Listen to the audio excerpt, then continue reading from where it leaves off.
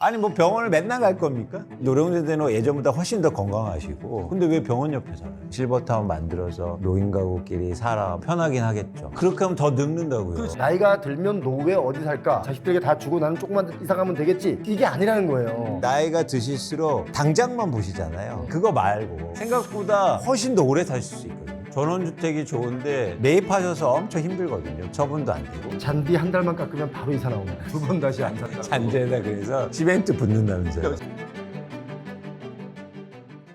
여러분 반갑습니다. 표영호입니다. 오늘도 집값에 대해서 적나라하게 알아보기 위해서 귀한 두 분 모시고 오늘도 이야기 진행하도록 하겠습니다. 네, 안녕하세요. 반갑습니다. 리치고의 김교현입니다. 안녕하세요. 광순의 복덕방 이광수입니다. 자, 우리 시청자분들 중에서 노후를 앞두고 있는 분들이 뭐 대다수고 또 이미 노후를 보내고 계신 분들도 많이 계신데 오늘은 이 주제입니다. 노후에 어디서 어떻게 살 것인가에 대한 이야기를 나눠보도록 하겠습니다. 자, 지금 대한민국 초고령 사회 사실 막을 수가 없기 때문에 대비를 해야 되지 않습니까? 뭘 대비하면 좋을까요? 일단 좀 궁극적인 얘기를 하자면 좀 안타까운 게 지금 내년에 우리나라가 초고령 사회를 접어듭니다. 초고령 사회의 기준은 65세 이상의 인구가 전체 인구의 20% 이상을 차지할 때 초고령 사회라고 하는데요. 보이는 미래죠. 그건 확실한 미래가 다가오고 있는데 전혀 준비가 안 되고 있어요. 그러니까 뭐냐면 특히 정부 차원이라든가 아니면 사회적 차원에서 이런 초고령 사회를 맞이하기 위한 준비가 안 돼 있다. 그러면 이제 어떻게 하느냐? 그러면 개인이 준비를 해야 됩니다. 개인이 여러분들이 잘 준비하셔야 된다. 아무도 도와주지 않으니까.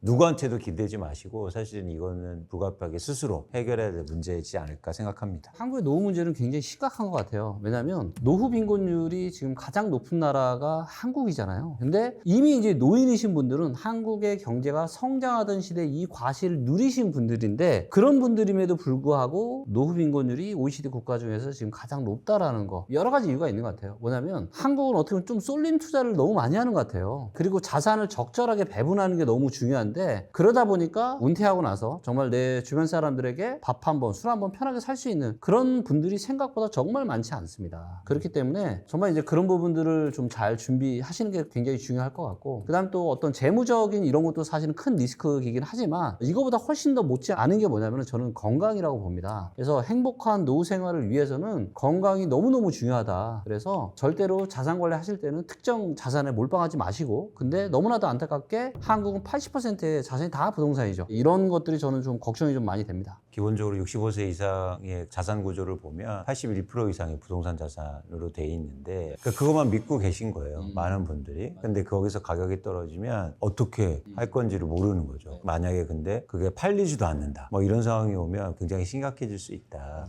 그래서 노후 세대라든가 아니면 노령 세대에 대한 자산의 방법은 최대한 유동 자산을 많이 늘리는 게 되게 중요하고요. 그리고 투자는 계속 하시는 게 좋아요. 근데 투자할 때 방식은 뭐냐면 복리 투자여야 돼요. 복리를 추구하면서 계속 투자하셔야 되는데 부동산은 절대 복리 투자가 아니잖아요. 안 되잖아요. 그런 차원에서는 사실은 부동산의 자산이 너무 많은 게 되게 큰 리스크로 될 수가 있다. 요즘 가장 또 이런 생각들을 많이 하시는 것 같아요. 나이가 더 들면 나 어디서 살지? 어떤 집에서 어떻게 이게 살아갈까? 왜냐면 제가요 전구가 나가서 그걸 가려고 의자를 받치고 올라가서 전구 갈다가 의자가 이렇게 깨끗하고 넘어간 거예요. 그 높이가 한 30cm 정도 되잖아요 이 의자가. 근데 거기서 30cm 떨어지는데 그만큼 떨어지는데도 정말 하늘이 노랗고 발목이 나갔어. 그래서 기부스를 한 적이 있거든요. 그게 뭐냐면 이제 노후 세대에 혼자 있으면 그런 일들이 있으면 또 위험하잖아요. 그러니까 외롭고 또 쓸쓸하고 한 것도 있고 위험도 하고 뭐 먹는 문제도 그렇고 운동도 그렇고 그래서 이런 것을 좀 뭔가 커버할 수 있는 그런 것은 어떤 데서 살아야 될까 우리가? 일단 그런 거를 없애기 위해서 AI가 나오지 않습니까? 얘가 다 해주는. 그러니까 이게 왜 이 말씀을 드리냐면 AI 시대에서는 우리가 갖고 있는 주거의 개념이 달라질 수도 있다는 거예요. 뭐 요즘 제가 제일 이상하게 들리는 말이 병세권. 아니 뭐 병원을 맨날 갈 겁니까? 그리고 이제 노령세대는 예전보다 훨씬 더 건강하시고 근데 왜 병원 옆에 살아요? 그런 어떤 주거의 개념이 이제 갈수록 달라질 수 있다. 그렇다면 오히려 저는 노령세대나 노후세대는 조금 더 미래를 보셨으면 좋겠다. 어떻게? 그러니까 당장만 보지 마시고 많은 분들이 뭐냐면 나이가 드실수록 당장만 보시잖아요. 그거 말고 좀 더 멀리 생각보다 훨씬 더 오래 사실 수 있거든요. 맞아요. 예를 들면 뭐 당장 말씀드린 들면 지금 막 서울에 막 옥당흑당하고 뭐 그런데 과연 살 필요가 있을까? 좀 더 길게 보면. 또 이게 얼마 전에 발표된 자료가 있잖아요. 가장 살기 좋은 도시 순위가 발표됐어요. 아 그래요? 그런 게 있어요? 근데 서울이 없습니다. 순위 안에? 순위 안에. 그러니까 1등이 세종이고요. 2등이 수원, 3등이 남원입니다. 남원. 4등이 대전 유성구, 5등이 서울 송파구, 6등이 아산, 그다음에 평택이에요. 그러니까 서울은 송파구 말고는 없어요. 아니 살기 좋은 도시 순위를 발표했다는 얘기는 제가 볼 땐 이건 살기 좋은 도시이기도 하겠지만 기본적으로 그쪽으로 가서 좀 살아라 뭐 이거 아니에요? 분산시키려고? 왜냐면 서울이 없을 리가 이게 없는 게 말이 돼요? 지금 다 서울 살면서. 그냥 조사를 한 게 아니라 인구, 그다음에 경제랑 고용, 그다음에 교육, 건강이랑 의료, 안전. 그래 이거 다 합쳐서 서울이잖아. 근데 서울이 없다고요, 지금. 제가 볼 때 이런 것 같아요. 뭐냐면 생각보다 서울의 만족도가 낮아요. 사는 사람들이. 살고는 있지만 만족하진 않는다. 막 너무 좋다. 서울에 살아서 너무 좋다. 이런 분들이 저는 얼마나 될까 의심스럽다는 거죠. 근데 이런 것들이 점점 이런 비중이 커질 수 있다. 아니 잠깐만 우리 이 말 되게 중요하다.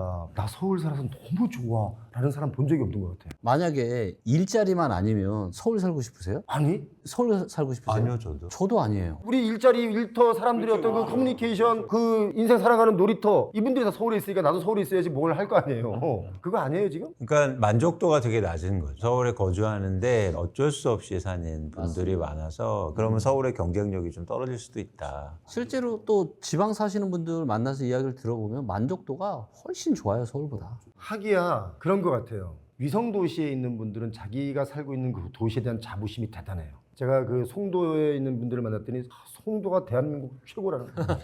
진짜 최고라고 할 만해. 갔더니 맨하탄이야 진짜. 부산에 가면 막 센텀시티 쫙 있잖아요. 부산 임마 최고 아닌가 막 이렇게. 서울에서는 뭐 그렇게 크게 자부심을 갖는 끼케야 뭐 한강 유람선 타봤냐 뭐 남산 타워 올라가 봤냐. 그러니까 자부심을 갖죠. 근데 어떤 자부심이냐면 집값 비싸. 그래서 서울 산다는 말을 안 하잖아요. 나 압구정 살아. 뭐 그래서 나 대치동 살아. 이렇게 얘기하지 서울 산다고 얘기 안 하죠. 왜냐면 자랑할 게 가장 큰 게 아파트 가격이기 때문에 너무 좋아, 공기가 좋고 이런 얘기들이 잘 없잖아요. 그러니까 사실은 서울에 자랑하고 싶은 거는 가격인 거죠. 나 얼마 올랐어 뭐 이런 얘기들. 그래서 제가 제안을 하나 드리면 서울시라는 말을 이제 그 행정구역 이름에서 빼고 압구정동시 이거 어때요? 그냥 아싸리다. 아싸리다.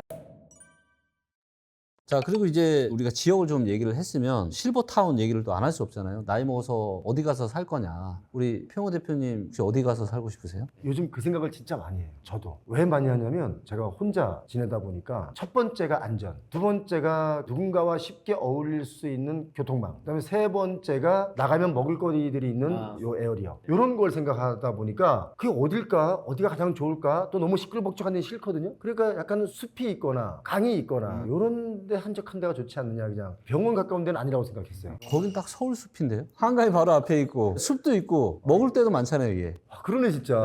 이거 어디에 살고 싶어요? 나이 들면? 저는요 아이들이 많은 곳에 살고 싶어요. 활기차잖아요. 아, 그렇죠. 주변에 젊은 친구들도 많고 젊은 세대도 많고 이런 곳에서 저는 노후 생활을 보내고 싶습니다. 그러니까 이게 중요한 게 이게 저는 다양성과 활력이라고 봐요. 노령 세대들 뭐 실버타운 만들어서 노인 가구끼리 살아 뭐 편하긴 하겠죠. 헬스 뭐 이런 게 잘 돼 있지만 근데 전국적으로 건강해지고 건강한 삶은 스펙트럼이 다양한 사회잖아요. 그렇기 때문에 아이들도 있고 장년층도 있고 노년층이 이렇게 어우러지는 사회를 사실 만들어 가야 된다.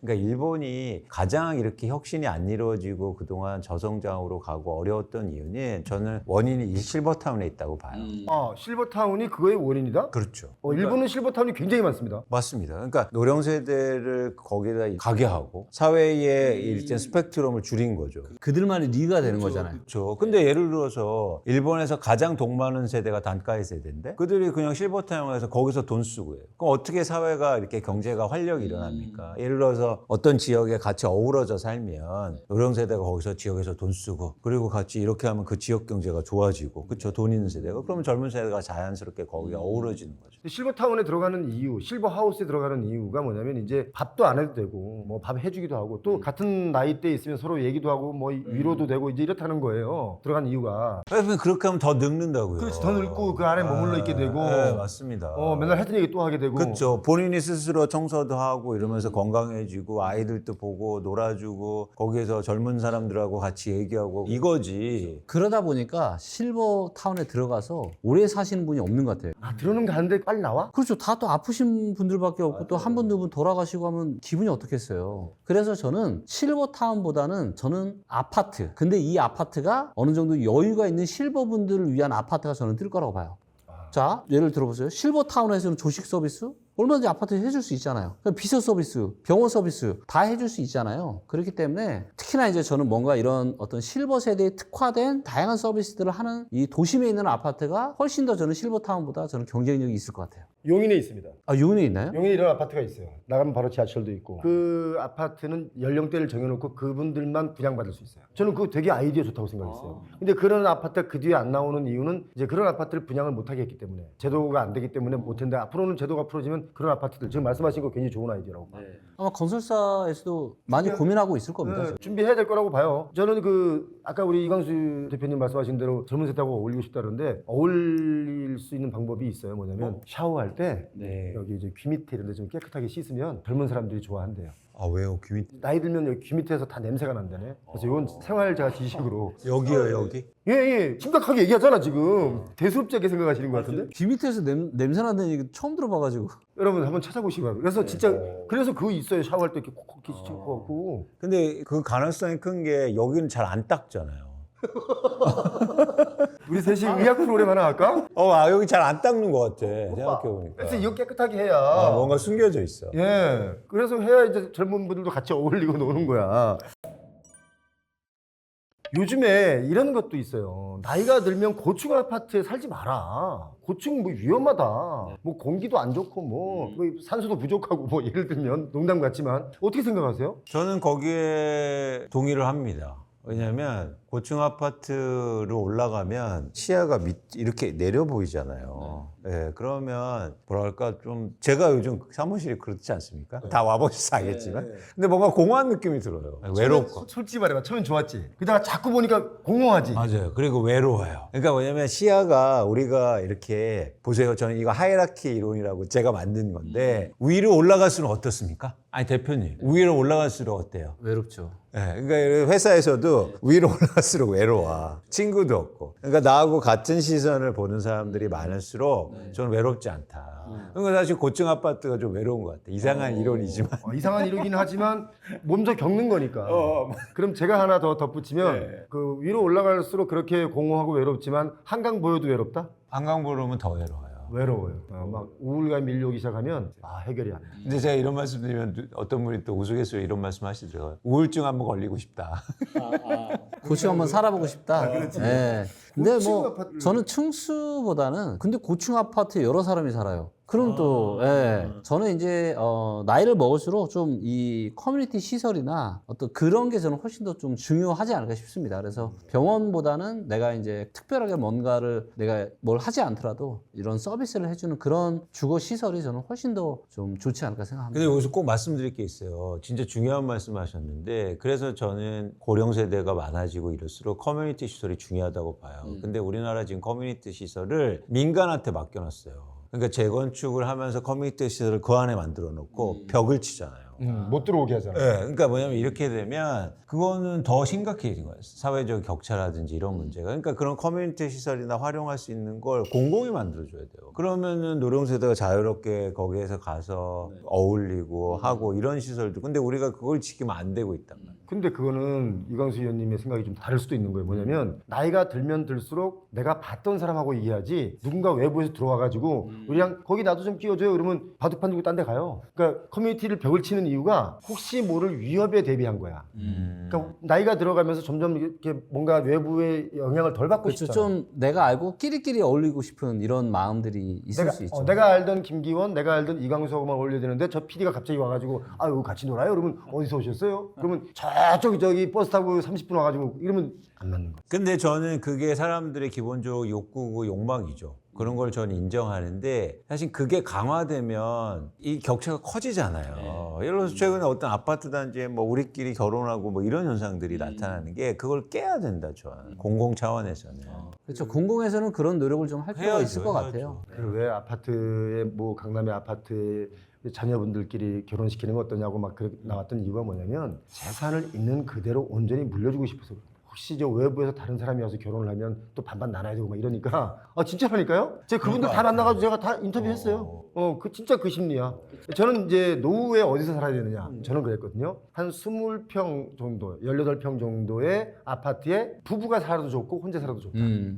안전만 하면 좋다. 대신 너무 조용하고 한적한 데 살면 오히려 위험하니까 적절히 사람들이 살아야 되는 거니까 아파트. 근데 이렇게 말하던 제가 최근에 어떻게 생각이 좀 바뀌었냐면 나이가 들면 집이 어느 정도는 넓어야 돼요. 그러니까 18평 제가 말했던 거 25평 이거 제가 잘못된 말인 것 같아요. 적어도 30평대 아파트는 돼야 될 것 같아요. 왜냐면 나이가 들면 그 방 안에서라도 활동을 해야 진짜 건강해진다니까요. 공감. 집이 좁으면 안 나갈래.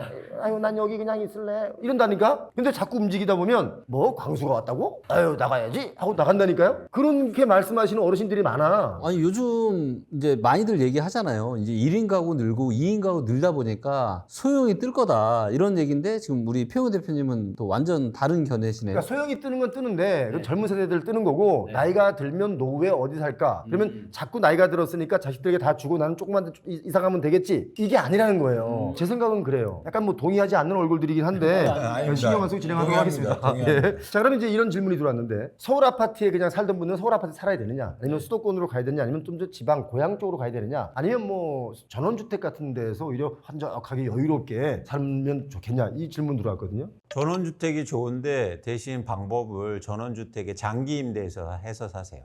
사지 말고. 네. 그래서 그 방법을 권해드립니다. 그리고 사시면서 직접 매입하면 그냥 내가 싫어도 계속 있어야 되잖아요. 그래서 한번 처음 경험해 보시니까 살아보시고 임대하셔서 그래서 경험도 하고 진짜 좋았을 때 매입하시고 아니면 가장 좋은 방법은 장기 임대하셔서 사시고 그래서 시세보다 조금 높게 주면 예를 들어서 뭐 한 6년 이렇게 계약할 수 있으니까 그리고 그게 또 거기에서 임차인들이 많지 않거든요. 그래서 여러분들이 매입하지 마시고 매입하셔서 엄청 힘들거든요. 그거 처분도 안 되고 그렇기 때문에 임대하셔서 거주하시라. 그러면 훨씬 더 마음이 편해지실 겁니다. 그 환경은 좋은데 집값이 떨어지잖아요. 힘들어요. 맞아요. 내가 이거 분명히 이 전원주택 내가 뭐 10억 하던 걸 내가 5억까지 내려왔길래 내가 싸게 샀어. 맞아요. 사서 내가 한 1년, 2년 있다가 나 이 아들하고 같이 살고 싶어서 이사 가려고 그러는데 이거 5억에 팔려고 내놨더니 1억도 안 준대. 그렇죠. 지금 그 시장이거든요. 그렇죠. 그러니까 전원주택은 아무튼 임대로 살아라. 임대해서 살아보시라. 그리고 가격도 가격이지만 이게 전원주택 관리를 누가 해야 돼요? 내가 해야 돼. 나는 전원의 낭만을 누리러 갔는데 막상 있다 보면 내가 전원살이 막 일을 막 해야 되고 뭐 해야 되기 때문에 이제 쉽지 않다. 잔디 한 달만 깎으면 바로 이사 나옵니다. 2번 다시 안 산다고. 잔재에다 그래서 시멘트 붓는다면서요. 시멘트 붓고 그러는데 웃긴 거 해줄까요? 관리 안 하면 시멘트 사이로 올라온다? 풀이 올라온다?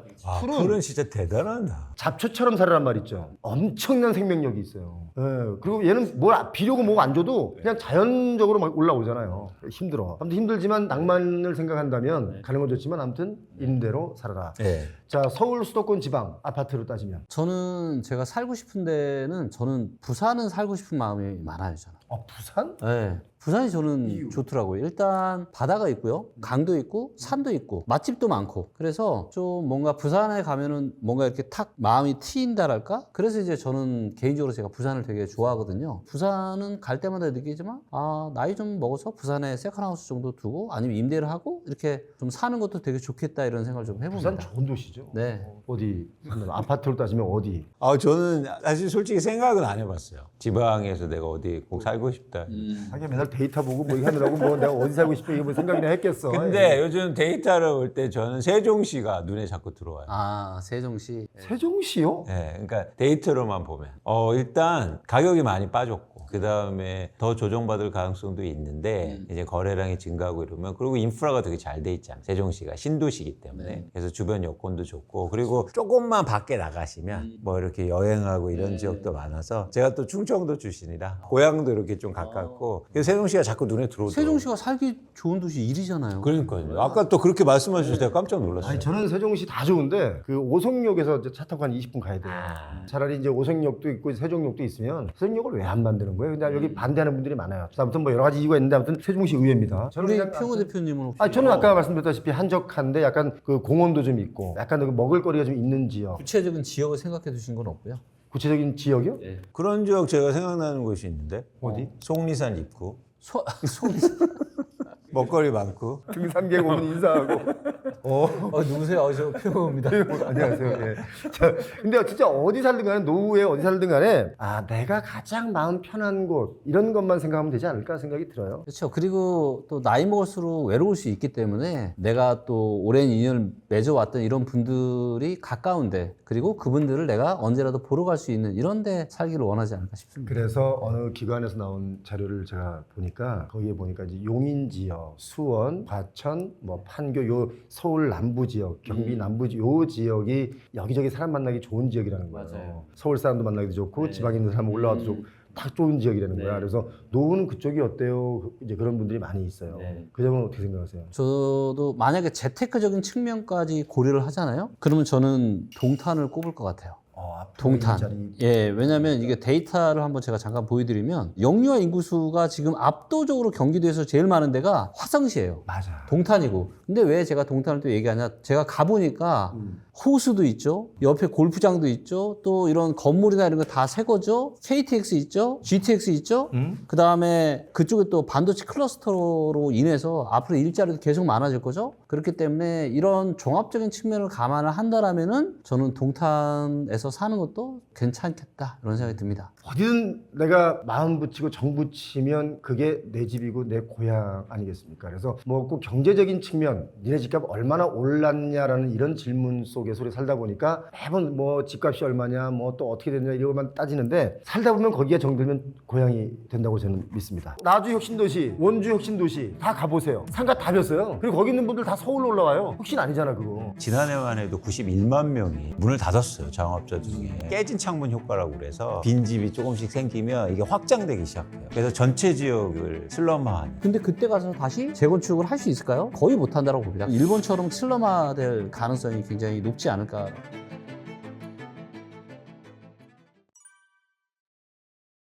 일단 전국적으로 미분양 상태를 좀 리치고를 통해서 볼 수 있을까요? 자, 미분양 데이터를 보시면 23년에 이렇게 감소하던 미분양이 최근 들어서 다시 증가를 하다가 가장 최신 데이터가 24년 4월 말 데이터거든요. 근데 미분양이 10% 이상 증가를 하면서 전국적으로 지금 7만 2천 세대 가까운 현재 미분양이 쌓여 있습니다. 야, 이게 시간이 지날수록 미분양이 해소되는 게 아니라 갈수록 늘어나고 있다. 또 특히 4월 들어서 더 늘어나고 있다. 이게 좀 문제인데 가장 많이 미분양이 지금 발생한 지역이 어디입니까? 네, 미분양을 지금 지역별로 한번 데이터를 좀 보시면 경기도가 현재 가장 많습니다. 경기도가 지금 9,400호가 좀 넘고요. 자, 추세를 보니까 어때요? 경기도의 미분양이 계속 증가하고 있죠. 23년 같은 경우는 정부의 정책으로 인해서 미분양이 감소를 했는데 24년 같은 경우는 신생아 특례를 함에도 불구하고 미분양이 지금 22년처럼 다시 증가하고 있다는 게 현재 부동산 시장의 잠재적인 좀 리스크라고 좀 보여지고 있고 이게 또다시 부동산 PF 문제랑 또 연결이 되는 거거든요. 조금 더 데이터를 보시면 대구 같은 경우도 미분양이 상당히 많습니다. 거의 만 세대 되는데 조금씩 감소는 하고 있고요. 또 어디가 미분양이 많이 늘었냐면 부산입니다. 이제 보시면 부산의 미분양이 지금 우뚝 섰습니다. 굉장히 미분양이 많고 그 다음에 인천, 수도권에서는 인천도 미분양이 많이 늘었어요. 그래서 수도권에서는 지금 서울은 미분양이 별로 없기는 하지만 경기도와 인천 같은 경우는 미분양이 다시 크게 지금 증가를 하고 있는 게 데이터로 확인이 되고 있습니다. 자, 지방 아파트 미분양이 앞으로 더 심화될 것이다. 어떻게 보십니까?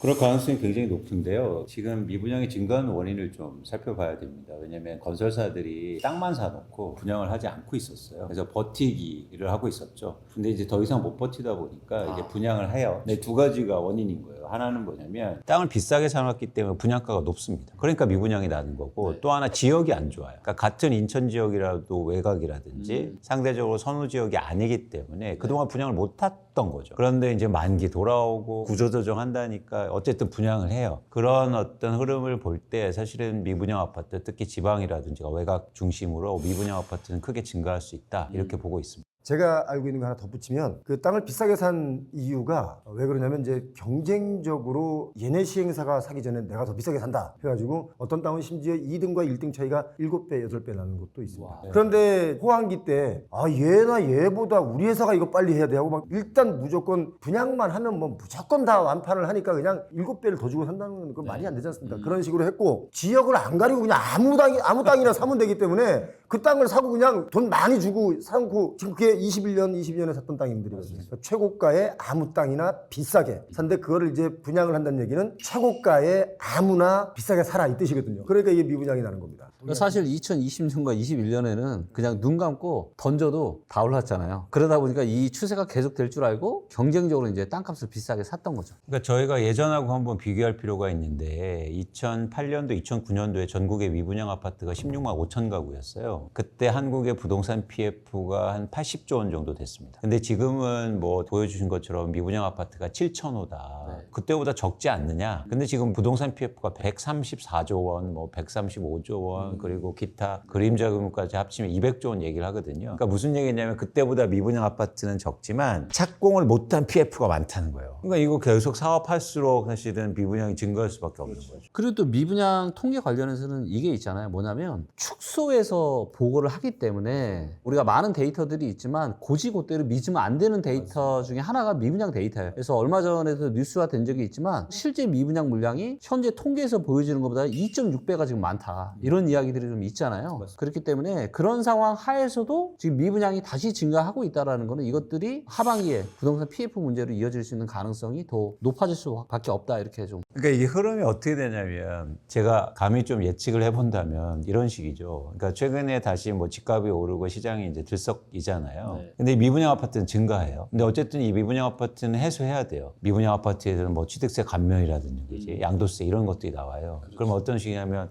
시중에 가격은 오른데 근데 미분양 아파트는 세제 혜택이 있어? 그러면 수요자들이 아니면 무주택자분들이 미분양 아파트를 사러 갈 수 있다는 거예요. 지금 저는 이렇게 작전 짜고 있는 거 아니야? 이런 생각이 드는 합리적인 의심. 거예요. 그러니까 막 이게 같이 예를 들어서 시장이라든지 이런 흐름인 거예요. 그래서 봐봐 여기 오르잖아. 그럼 저 멀리 미분양 봐봐. 의외로 싸다? 이러면서. 예전에도 그랬단 말이야. 그러니까 그런 측면에서 저는 여러분들이 잘 가리셔야 된다. 사실 이렇게 미분양 아파트를 사면요. 그때 당시에 16만 5천 미분양 아파트 산 가격이요. 지금 똑같은 지역이 있어요. 15년 전인데. 또 이게 뭐가 문제냐면 이 미분양 아파트를 사게끔 만드는 여러 가지 호객 정책들이 나오면 결국 구형 아파트들은 또 누군가 떠나야 되잖아요. 그럼 만약에 내가 돈이 많아. 그래서 난 이 구형 아파트 누가 안 사줘도 이거 그냥 버리고 나 새 아파트 분양 받을래 하는 사람들만 있다면 뭐 좋겠지만 그렇진 않잖아요. 그럼 이건 누가 받아주냐 이거죠. 계속 이런 식으로 가면 안 된다. 대구 같은 경우에 이분은 정상적으로 분양받고 들어갔는데 이분은 이제 조금 할인받고 들어갔고 이분은 할인을 많이 받고 들어간 거예요. 그러니까 이분이 우리를 못 들어오게 해. 막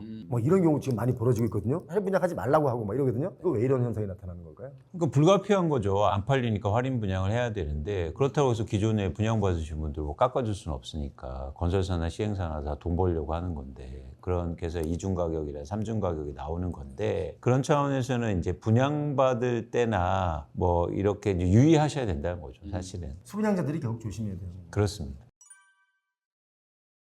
지방 대도시의 상가 공실 문제 뭐 어제 오늘 얘기만은 아닙니다. 이 문제는 또 어떻게 보십니까? 그렇죠. 예를 들어서 나주역 신도시 가보시면 상가 공실률이 30%예요. 지방은 지금 상가 공실률이라든가 특히 근저에는 뭐냐면 자영업자들 폐업률이 지금 10%가 넘어가고 있고 그다음에 지난해만 해도 91만 명이 문을 닫았어요. 자영업자 중에. 그래서 올해는 100만 명 이렇게 되고 그러니까 지금 대한민국의 경제 밑바닥이 좀 흔들리고 있어. 왜냐하면 우리나라 전체 고용의 20%가 자영업자 분들 이세요. 근데 그게 흔들리고 있다는 거 사실 민생 경제가 좀 어렵다는 얘기고 또 하나 뭐냐면 사실은 이게 부동산하고도 연관이 돼요. 그러니까 상가라는 게 되게 부동산에서 큰 축이에요. 예를 들어서 재건축을 할 때도 상가가 분양이 잘 돼야 수익성이 나와요. 그런데 예를 들어서 상가가 공실률이 이렇게 넘쳐나고 안 되면 사실은 여러 가지 부동산 시장에도 큰 영향을 미칠 수 있다. 이렇게 보고 있죠. 그러니까 결국에 장사가 안 돼요. 그게 문제예요. 여기에 또 문제가 뭐가 있냐면 2020년과 21년에 상업용 부동산도 굉장히 크게 상승을 했거든요. 그리고 그때 저금리도 받았고 이제 금리가 높아졌고 그러다 보니까 이 월세를 사실은 건물주분들이 좀 낮춰줘야 되는데 월세를 낮춰주면은 건물의 가격이 떨어지니까 이거를 그냥 버티고 있는 거죠. 이게 어떻게 보면 자영업자분들을 훨씬 더 힘들게 만들고 있는 요인이라고 저는 생각하거든요. 그런데 제가 그러니까 건물을 갖고 계신 분들과 여러 차례 제가 대화를 나눠봤는데 건물주 10명 중에 9명 거의 대다수죠. 9.5명 정도는 이 월세가 싸다고 생각합니다. 아 지금요. 그럼요. 왜 내 건물이 얼만데? 내 건물이 그게 얼마입니까? 그러면 옆집 건물이 얼마에 팔렸는데 맞아요. 왜 내 건물이 그 가격을 낮춰서 내가 해야 되는데? 이렇게 얘기를 해요. 나 그냥 아무 생각 없던 내 건물이 얘가 4억에 팔리니까 나는 뭐야? 최소 3억 9천, 4억 천은 돼야 되는 거야. 그러니까 월세가 싸다고밖에 말을 못하는 거죠. 그러니까 이게 말씀하신 게 현실을 딱 말씀해 주잖아요. 현장과 그게 너무 좋은데 수치로도 정확히 나타나요. 뭐냐면 서울의 상가라든지 이런 소규모 상가 수익률이 0.9% 정도 돼요. 임대 수익률이요. 임대 수익률이 네, 충격적이죠. 그러니까 그 얘기를 보면 건물 주인들이 어떤 생각을 하게 될 겁니까? 금리가 3%뭐 이렇게 되는데 나 임대 수익률이 1%야? 야, 이건 너무 싸다. 이렇게 생각하시겠죠. 그렇지. 그걸 현실로 안 받아들이는 거예요. 그러니까 건물 가격을 코로나 시절에 그 건물가로 생각하고 있는 거지. 그러니까 이게 부동산 시장에서 저는 주거용이나 상업용이나 지금 가장 큰 문제가 뭐냐면 우리가 이제 꽤 오랫동안 저금리 시대에 있었잖아요. 예금 금리가 2%도 안 되는 시절을 꽤 오랫동안 우리가 살아왔었다고요. 근데 이 저금리에서 이제는 중금리, 은행 예금이자가 지금 3.5%잖아요. 그러니까 저금리에서 중금리로 지금 환경이 바뀌었는데 부동산 시장이 여전히 저금리 시절을 생각하고 있는 거예요. 네, 그러다 보니까 지금 건물도 보면은 강남에 지금 건물이 수익률이요 2% 초중반대, 3% 초중반대 나오는 것들이 너무 많아요. 이게 그런 건물들이 거래가 안 되다 보니까 시장가가 제대로 형성이 안 돼 있어요. 그래서 이거는 주거용도 마찬가지인데 제가 볼 때 한국의 부동산 시장의 가장 큰 문제가 거래가 안 될 때 가격이 왜곡돼요. 근데 우리는 그 가격만 본다는 거죠. 그래서 그게 거래가 잘 되는가를 봐야 되는데 우리는 한 채가 얼마에 거래됐어? 연예인이 얼마에 샀어? 뭐 이렇게 하면 이제는 와 진짜 서울의 모든 건물이 다 꼬마 빌딩이 다 100억이다. 이렇게 되는 거니까. 우리가 주식시장에도 예를 들면 퍼나 PBR, PSR 같은 지표들이 있잖아요. 그리고 최소한 이런 지표들을 보면 내가 상장 폐지 당할 만한 종목을 투자하지 않을 수 있겠죠. 그렇죠? 근데 주식시장보다 저는 훨씬 더 큰 시장이 부동산 시장이라고 보는데 왜 부동산 시장에서의 이런 지표 같은 걸 안 보고 하냐라는 거죠. 그냥 야 뭐가 좋대. 그래? 하고 그냥 사는 거예요. 그러니까요. 아니 근데 이게 주식은 소시민들은 뭐 많이 안 하잖아요. 근데 집이라는 거는 우리가 건물이라는 거는 완전 내 인생을 그냥 들었다 놨다 할 수 있는 엄청난 자산인데 이거를 그렇게 한다는 게 너무 이제 좀 이상한 거죠. 지금 뭐 지방의 미분양도 늘어나고 있고 이게 이제 점점 분양받는 분들도 힘들어지고 경기적으로 그러다 보니까 이제 가끔 이 슬럼화되는 아파트들이 있을 수 있어요. 공실이 나면 슬럼화 될 수 있거든요. 이런 문제 슬럼화 된다면 어떤 문제가 있을까요? 사회적으로? 일단 사회적으로 그 지역이 굉장히 경제가 어렵게 되겠죠. 그다음에 사회적 비용이 많이 들어가니까 예를 들어서 그걸 짓기 위해서 뭔가 비용이 투입되고 자산이 투입됐는데 그게 무용지물이 되면 되게 힘든 거니까 그런 문제가 있는 거고요. 또 하나 사실은 약간 그 깨진 창문 효과라고 그래서 자동차가 창문을 깨트리고 놓으면 아이들이 놀이터가 돼버립니다. 그만큼 이제 막 이렇게 피해가 커진다는 거예요. 그러니까 이것처럼 그런 슬럼화 다는 곳이 빈집이 조금씩 생기면 이게 확장되기 시작해요. 그래서 전체 지역을 슬럼화하는 그런 문제가 생길 수 있거든요. 그래서 이런 문제가 한국에도 나타날 수 있다. 외국에도 이런 현상들이 있었고 그렇게 이제 판단할 수 있죠. 슬럼화 되면은 이제 점점점 더 안 좋아지겠죠. 점점 더 인구도 빠지고 일자리도 빠지고 훨씬 더 안 좋아질 겁니다. 근데 저는 조금 지금 이제 부동산 시장이 이제 서울은 좋고 나머지가 안 좋다 보니까 그러다 보니까 여기 인구 감소와 문제와 더불어서 지방은 이제 끝났고 뭐 수도권밖에 없다 이런 얘기를 하는데 막상 데이터를 보잖아요. 절대 그렇지가 않습니다. 자, 부동산 시장에 있어서 가장 중요한 거 두 가지. 첫째 인구, 둘째 일자리잖아요. 인구와 일자리 데이터를 보면 완전 지금 다른 얘기를 하고 있다는 거죠. 자, 예를 들면 지금 이게 이제 일자리 지난 1년 동안의 일자리 데이터인데요. 네. 자, 보시면 울산이 1등이고요. 그다음 충남, 경남, 세종, 경북, 수도권 있나요? 인천 8등, 경기도 10등, 서울 13등이에요. 이거를 시 군구 단위로 한번 보겠습니다. 자, 용인시 기흥구가 1등이고요. 그다음 서울 강동구, 인천 연수구, 그다음 전남 광양시, 경남 거제시, 성남시 수정구, 당진시. 자, 무슨 얘기냐? 지방에서도 일자리가 느는 지역들이 많다라는 거예요. 그러니까 지방 소멸은 뭐냐? 완전 시골. 이런 데는 좀 힘들 수 있겠지만 지방 중에서도 이렇게 일자리가 증가하고 인구가 증가하는 이런 지역들은 그렇지 않을 거라는 거죠. 지난 3년 동안의 인구수 증가율 데이터입니다. 이거를 제가 시도로 한번 볼게요. 자, 보시는 것처럼 세종, 인천, 경기, 충남 이렇게 지금 되고 시 군구 같은 경우도 일부 지방이어도 이렇게 인구가 느는 지역들이 많아요. 그렇기 때문에 지방이라고 해서 모든 지역이 다 소멸하고 절대 이렇게 생각하시는 거는 완전 착각이다. 제가 한 가지 짚을 게 있는데요. 여기 지금 인구가 인구가 늘어나는 지역이라고 해서 지금 이게 순위지 않습니까? 네. 근데 이게 일자리가 늘어나는 게 아니라 그냥 살러 오는 베드타운에 들어오는 사람들의 인구가 늘어났다. 저는 그렇게 보거든요. 아, 그것도 맞습니다. 네, 베드타운도 인구가 늘어나는 지역이 있고 실제로 일자리가 늘면서 또 인구까지 늘어나는 지역도 있습니다. 뭐 화성 지역 같은 경우나 예. 뭐 용인 지역이나 뭐 이런 네. 지역도 그럴 수 있겠죠. 네. 아무튼 뭐 그러니까 꼭 뭐든지 다 이렇게 슬럼화되는 것만은 아니다. 저는 아까 그 울산 지역이 나왔잖아요. 저 울산 지역에 대한 아이러니 이거 좀 우리 이광수 대표님 한번 좀 저 좀 가르쳐 주시기 바랍니다. 제가 가지고 있는 아이러니 중에 하나가 울산이라는 도시가 굉장히 그 예쁜 도시예요. 바다를 끼고 있고 그 일자리도 있고 거기가 소득이 높아요. 높죠. 그런데 왜 거기 아파트 값은 다른 지역에 비해서 쌉니까? 지금까지 부동산 문제를 얘기하면서 우리가 왜 소득 대비 지역의 일자리 뭐 저쪽에서 집값의 뭐 어떤 평균치를 얘기했잖아요. 울산은 왜 이러는 거야? 울산이 다른 지역보다 가장 높은 게 있습니다. 자가 점유율이요. 자가 점유율. 예. 그러니까 무슨 얘기냐면 자기 집에 사는 가구 수가 훨씬 많아요. 쉽게 말해서 울산의 아파트를 투자로 보유하고 있는 사람들이 없어요.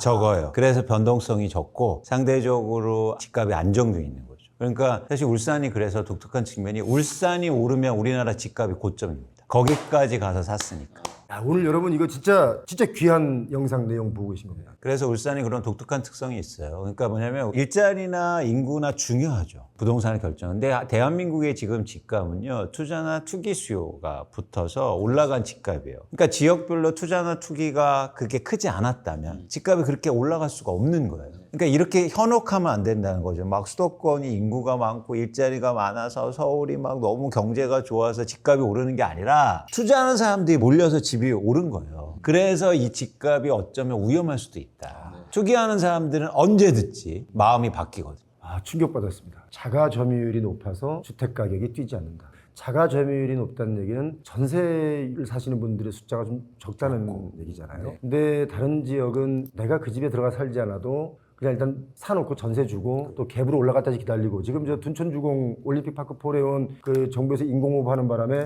집값이 6, 7억 지금 갭 차이가 났다고 하는데 바로 이게 저는 대한민국 부동산의 문제다. 울산에서 좀 보고 배워야 된다. 그래서 사실은 만약에 한국의 주택시장을 안정시키기 위해서는 자가 점유율을 올리는 정책을 써야 돼요. 자기 집에 사는 사람들을 늘려야 돼요. 투자로 갖고 있는 사람들 말고. 그러면 자연스럽게 대한민국 부동산 시장이 안정될 겁니다. 사실 일본에 제 지인들이 예전에 꽤 유학을 많이 갔었어. 일본 유학 간 친구들 제가 좀 밥 얻어먹으러 일본을 몇 번 간 적이 있었거든요. 근데 이제 그때 보면 이 친구들이 도쿄 중심에서 아르바이트를 해요. 예를 들면 뭐 세탁물 옮겨주기 막 이런 거 한단 말이에요. 그리고 집에 갈 때는 전철 타고 한 1시간 15분 뭐 이렇게 가요. 근데 가면 집이 넓대는 거야. 그래서 그 지역에 이제 젊은 청년들이 몇 명 간다는 거예요. 이사를, 왜냐면 집이 넓고 또 월세가 싸니까. 근데 다른 집들은 비어있는 집이 그때도 벌써 이게 한 25년 전 얘기거든요. 그럴 때도 그때 슬럼화가 돼가지고 밤에는 오히려 좀 길거리 여자 혼자 지나가면 무서운 동네들이 있다는 거야. 도쿄 그 인근에도. 우리도 마찬가지로 이제 언젠가 우리도 베드타운들이 만약에 인구가 조금 줄어들고 이제 그 오래된 아파트들로 해서 신규 아파트로 옮겨가는 사람들이 있으면 오래된 아파트는 좀 슬럼화 되잖아요. 이렇게 되면 또 어떤 사회적인 문제가 있을까요? 뭐 너무 많은 문제가 있을 것 같고 일단 충분히 뭐 당장은 아니더라도 10년, 20년 뒤에 닥쳐올 미래라고 봅니다. 왜냐하면 인구가 감소도 문제지만 인구 고령화도 지금 상당히 문제거든요. 그리고 그나마 아직은 다행히 세대수가 증가를 하고 있지만은 앞으로 한 15년 정도 지나고 나면은 아마 세대수가 전체적으로 다 감소하는 시기가 올 겁니다. 그렇게 되면 주택에 대한 수요는 줄어들 거고 그리고 상당수의 아파트는 지금보다 15년 뒤니까 상당히 또 고령화가 되어 있겠죠. 근데 그때 가서 다시 재건축을 할 수 있을까요? 저는 거의 못한다고 봅니다. 그러면 좀 주택 가격이 싸고 이런데 뭔가 다시 이런 걸 할 수 없는 그런 지역들은 저는 일본처럼 굉장히 슬럼화될 가능성이 굉장히 높지 않을까라고 판단합니다. 지금 그나저나 우리 저 담당 PD가요. 미분양과 지방 양극화 현상 해결책이 있다면 제시하라는 거예요. 여보세요. 국가에서도 못하는 걸 우리가 어떻게 해결책을 제시합니까? 하지만 자유의견은 한번 얘기해 볼 만하니까 어떻게 하면 이걸 좀 해결할 수 있을까? 저는 해결책을 제가 오늘 어떤 신문기사 그리고 그 신문기사를 통한 보고서에서 제가 어느 정도 좀 찾았습니다. 야, 이 김지현 대표 진짜 공부 열심히 하시는구나. 일단 한국 자력으로는 저는 답이 안 나온다. 왜냐면 외국인 수입. 그렇죠. 자, 지금 최근에 이제 그 영국의 이런 이민업체 이 크게 하는 회사에서 보고서를 냈는데 지금 전 세계적으로 이민을 가는 100만 달러 이상의 유동자 현금을 가진 부자들이 갈수록 지금 증가를 하고 있다는 거예요. 자, 그런데 어느 나라에서 지금 가장 많이 빠지냐? 중국에서 가장 많이 빠지고요. 그 다음에 인도에서 빠지고요. 영국에서 빠지고요. 그 다음에 어디냐? 한국이에요. 아, 많이들 이민 가네요.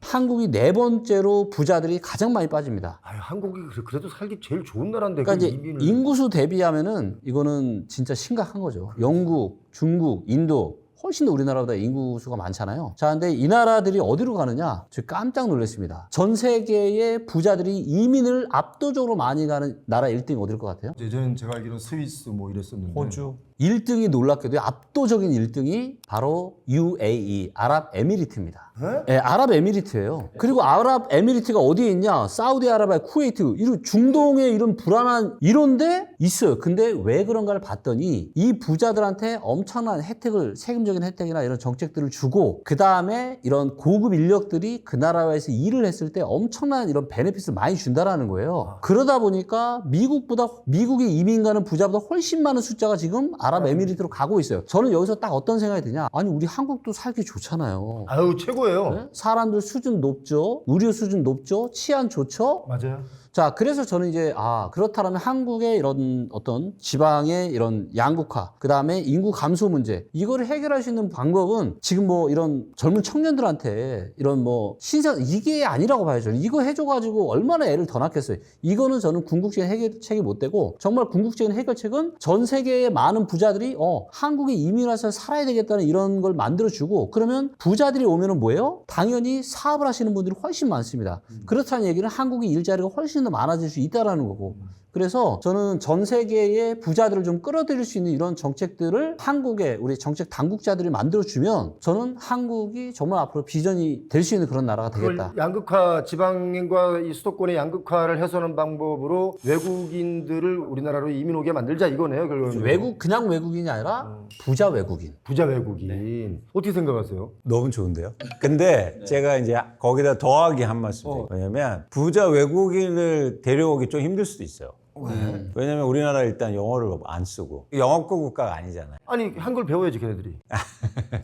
근데 그래서 좋은 방법이 있어요. 어떻게? 뭐냐면 교민을 데리고 오면 돼요. 교민들 오실까? 아니 교민 너무 오고 싶으세요. 근데 지금 저희한테 메일이 엄청나게 오는데요. 한국에 돌아가서 이제 귀국하고 싶다. 그런데 부동산 가격 때문에 못 가겠다는 분들. 이거 다 이거예요, 지금. 그래서 교민들을 데리고 오면 우리나라 교민들 수준이 엄청 높기 때문에. 그럼 군인분들에게 뭐 어떤 혜택을 또 다시 줘요, 우리가? 그러니까 예를 들어서 아까 집값이 비싸니까 지방의 그런 소도시에 예를 들어서 집을 이렇게 해서 싸게 만들어서 지방 소도시에 일자리가 없다니까. 그럼 그분들 와가지고 놀아? 아니, 근데 지방의 소도시 일자리 느는데 꽤 있습니다. 예, 있습니다. 네, 그렇죠. 그리고 또 하나 뭐냐면 그분들이 예를 들어서 뭐 은퇴 연령기에 있고 이런 분들 데리고 와서 돈을 쓰게 만들면 되니까 돈을 쓰면 어떻게 됩니까? 일자리가 또 생기는 거잖아요. 그래서 그런 분들이 너무 오고 싶어 한다. 맞습니다. 저도 있어요. 제 주변에도. 그래서 이민청이 아니라 교민청을 만들어야 돼요.